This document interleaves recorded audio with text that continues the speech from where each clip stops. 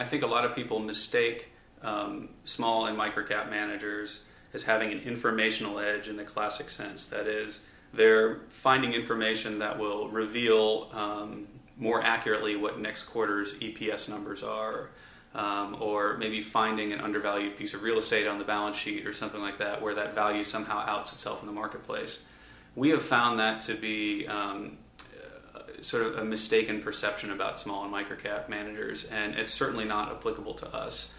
We feel like our edge is in analysis, but it's in the qualitative analysis of those factors that are germane to internal business compounding.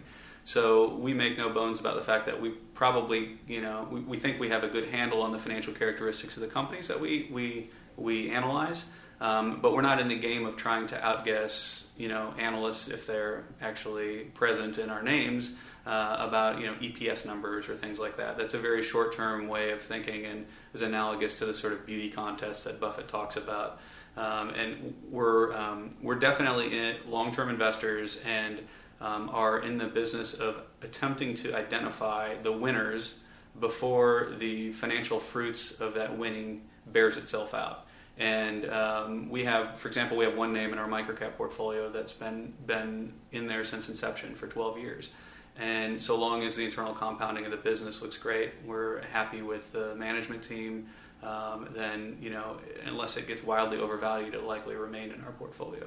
So, the edge we have, I think, is, related to time horizon. It's related to the fact that we have very patient capital. The structure of our business is pretty unique in that we have found a receptive audience among foundations and endowments primarily, and they're long-term, non-taxable entities that have largely invested with us on a direct basis. So there's no capricious calls on capital that would disrupt the names within our portfolio.